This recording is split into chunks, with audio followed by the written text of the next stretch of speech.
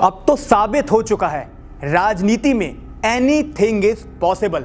वो कहते हैं ना हमारे अनुपम खेर, लाइफ में कुछ भी हो सकता है।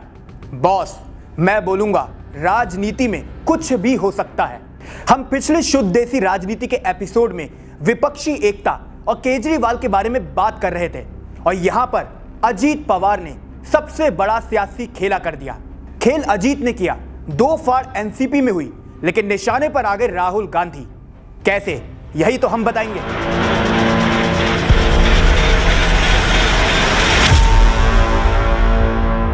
नमस्कार, मैं हूं सुधांशु माहेश्वरी और शुद्ध देसी राजनीति के 8वें एपिसोड में आपका स्वागत है।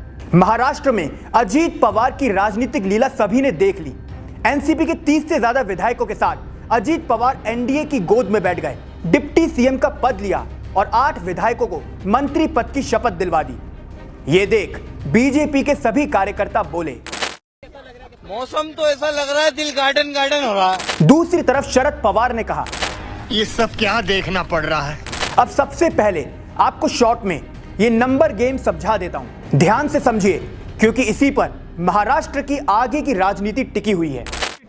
अबे जल्दी बोल, कल सुबह पनवेल निकलना है। एनसीपी के पास 54 विधायक हैं। अजीत दादा कह रहे हैं 40 से ज्यादा का सपोर्ट उनके साथ है, लेकिन शक्ति प्रदर्शन वाली जो बैठक हुई है उसमें अजीत के पास दिखे 32 विधायक, शरद पवार के साथ आए 18 विधायक, टोटल हुआ 50, यानी कि 4 विधायक मिसिंग है। मजे की बात यह है, इन 4 विधायकों पर ही सारा गेम टिका हुआ है और अगर 2/3 वाली 2 फाड़ कर दी जाए तो ये दल बदल वाला कानून भी अजीत पवार पर लागू नहीं होगा। इस समय अजीत का जिस तरह से चाचा शरद पवार के साथ 36 का आंकड़ा चल रहा है, बस यही है वो मैजिक नंबर जिसकी जरूरत है। अगर 36 इन तो शरद पवार आउट, अगर 36 नॉट इन, अजीत पवार का गेम ओवर। यानी कि दोनों तरफ से तेरा तो गेम बजाना पड़ेगा। और जिस जनता ने वोट दिया वो बोलेगी, उठा ले रे देवा, उठा ले रे बाबा। अब आप सोच रहे होंगे लड़ाई तो एनसीपी के अंदर की है, इसमें राहुल गांधी कहां से आ गए। लेकिन मैं बोलूंगा इसे ही कहते हैं टिपिकल पॉलिटिक्स। ये पूरी क्रोनोलॉजी है जिसे समझना बहुत जरूरी है। 2 मई को शरद पवार ने एनसीपी के अध्यक्ष पद से इस्तीफा दिया। कार्यकर्ता नाराज हुए, लेकिन अजीत पवार बोले नई लीडरशिप की जरूरत है। 5 मई को शरद पवार ने अपना इस्तीफा वापस लिया। फिर 10 जून को शरद पवार ने अपनी बेटी सुप्रिया सुले और नेता प्रफुल्ल पटेल को कार्यकारी अध्यक्ष घोषित कर दिया। इसके बाद 23 जून को विपक्षी एकता की बैठक हुई और राहुल गांधी को दूल्हा बनाने पर सहमति बन गई। 2 जुलाई को एनसीपी में 2 फाड़ हुई और अजीत दादा एनडीए के साथ चले गए। आई नो, ज्ञान का थोड़ा ज्यादा ओवरडोज हो गया। मैं तो थक गई भाई साहब। इस क्रोनोलॉजी ने 2 बात साफ कर दी हैं।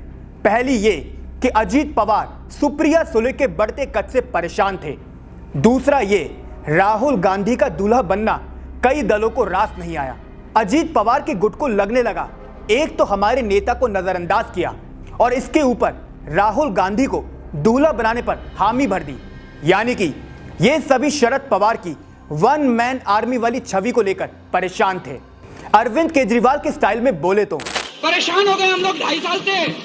वैसे परेशान इस समय 2 लोग सबसे ज्यादा हैं, एक हमारे एकनाथ शिंदे और दूसरे विपक्षी एकता वाले तमाम नेता। शिंदे जी की चिंता का कारण है अजीत पवार। एक बयान में साफ साफ कह गए हैं, मुझे तहे दिल से लगता है कि मुझे राज्य का प्रमुख यानी कि मुख्यमंत्री होना चाहिए। ये सुन शिंदे भी लाइक। तो क्या नाचो मैं?